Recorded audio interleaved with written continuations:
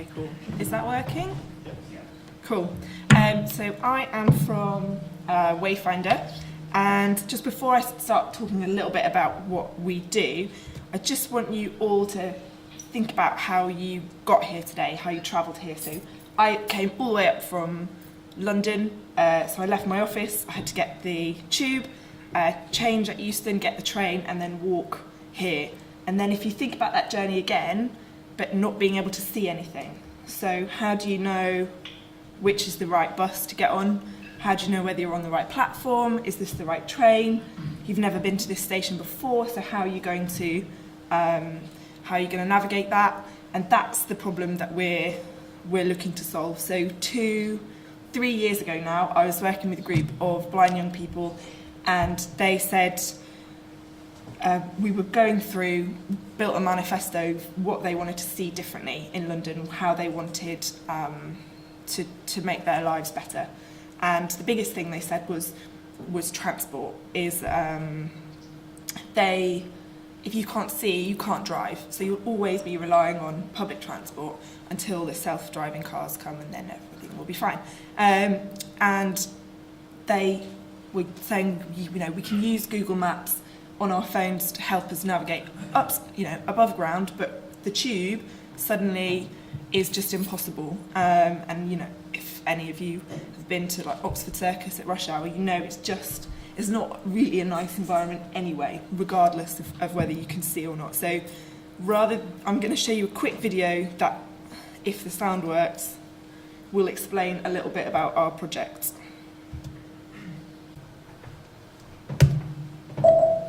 Yes!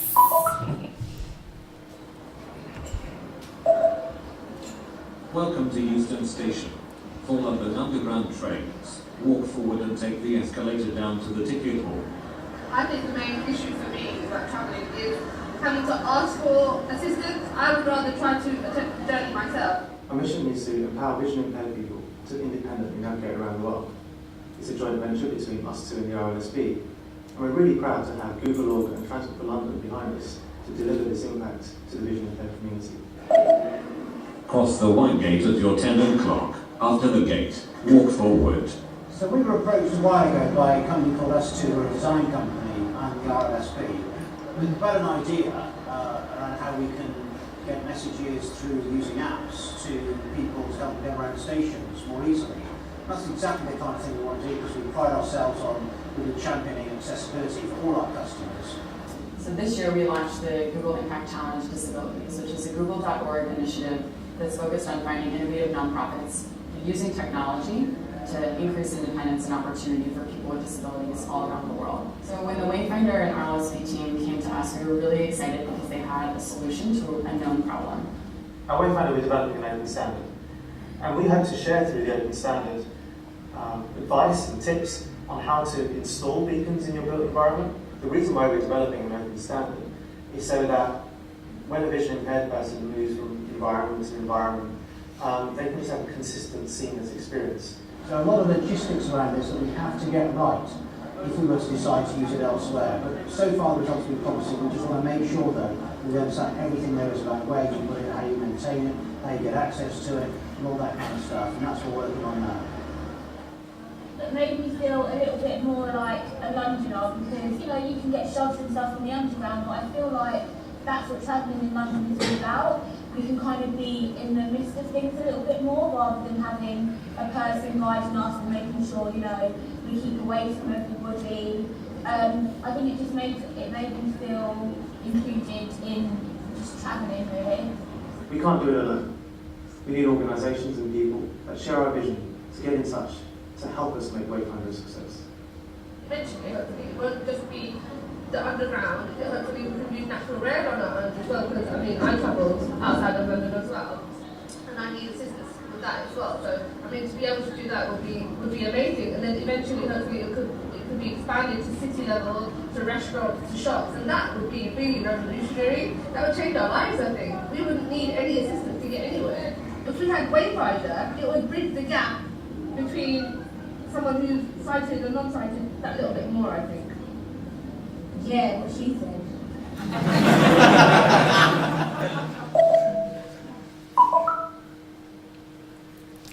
See, I can't make people laugh as much as Joy can, so it's right. How do I keep going? So that's 2.5 years ago. That's the challenge we set ourselves. What if you could use your phone to navigate indoors? And we're doing that through using Bluetooth beacons, which somehow we didn't mention in that video. So fitting Bluetooth beacons in stations. So at the moment we are testing in Euston Station, and we previously tested in Pimlico, as well as last year we trialled in Sydney's Town Hall Station. And the reason we decided not to build an app is that actually we don't want, one of the biggest problems that blind people have is that accessibility is the key factor when they're choosing an app, and really it shouldn't be. It should be about, you know, what is gonna, that accessibility should just be kind of standard, and then they should be able to make the decisions that we can make about whether they want to use Google Maps or Citymapper, not because one of them doesn't work. And so we wanted to make sure that we weren't making a kind of like closed off section that was specially just for blind people and just for them. We knew that if we can make this work, it can work for tourists, it could work for me coming to Manchester, and even though I was born here, forgetting how to get around Piccadilly Station, it can work for anyone. It could work if we went on holiday to Tokyo and I definitely would not be able to read the signs there. So we wanted to make sure that we were building something in a way that would we'd be able to open out all of this stuff for a huge number of people. And then right from the beginning, we've built it in a user-centered, in a co-creation way. So the first 6 weeks of the project, we never meant it to be this big, but so the first 6 weeks was meant to be all we would do, and all we wanted to do was kind of prove it was possible, and we hoped that TfL might take it off us, and then that's all we had to do. It didn't work that way. So we did simulation. So Umi, who you saw in the video, rode the tube with a pair of sim specs on, in and out of work every day. Probably got some interesting looks, but he couldn't tell. Then, you know, the team travelled following blind people around the stations, because whilst you can kind of try and put yourself in that situation, there's lots of kind of things that blind people need to kind of speak about for themselves. So we've always worked with them, and every single time we trial, we have user testing on a kind of weekly basis, and every trial we test with up to at least 25 users, so that we can make sure we're accommodating for lots of kind of different ages, different levels of sight loss, all that kind of thing. And we've now taken that kind of co-creation thing into the way that we're building the standard. So we are building the Wayfindr Open Standard as a tool for transport networks, shopping centres, hospitals, as well as the digital side of it. So people like Citymapper, or smaller organisations like Blind Square, which is Foursquare for blind, uses Foursquare data for blind people, and we're now working with those as a community to put this together. So we have different kind of interest groups within our community, and they're all working, because ultimately we're not going to be the ones that are adopting this as a standard. They are, so they need to be at the core of it, and it needs to answer what they want. I've done what I do every time, and now these next two slides are not relevant because I've gone off topic. But so that's, and we know, so we started with London, and one problem for one group of people was starting in London, and now we're at the point where we know that it's not just London, it's not just the UK, it's not even just transport. We know it can be used in retail centres, in offices, in hospitals, and all these different people are in touch with us. And now we're at this point where it's like everything's too exciting. We need to like just close the doors and focus again back to transport, probably, to get this done right. But we are, the biggest part of this still is the community that's built around it. So if any of you work for organisations who might want to help us to build this or be interested in it, then I'd love to talk a little bit more. You can go to our website, which is wayfindr.net/community.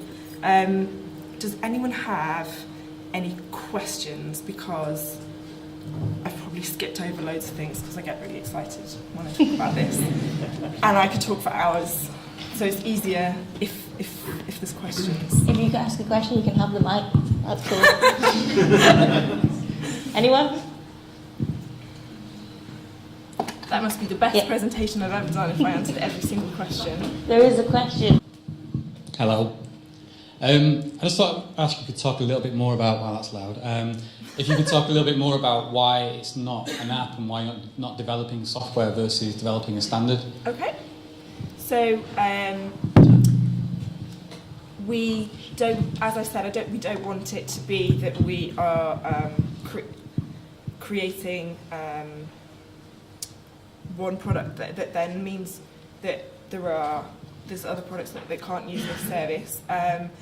But more than anything, it's that there's already brilliant navigation apps out there. There's, City Mapper is brilliant. Google Maps is brilliant.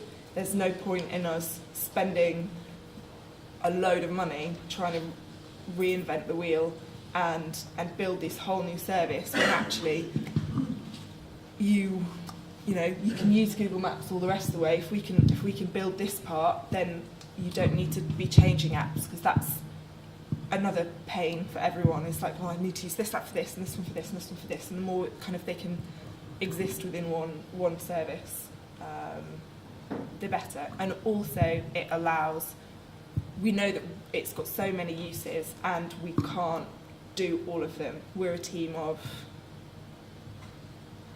5 now, 4.5. 4.5 people, and that's not enough to do all of the things we want to do. So we want to be able to kind of get it to a point, but ultimately people kind of be able to take it away and do what they need to do rather than us sort of protecting it. Any other questions? No? Well, thank you very much.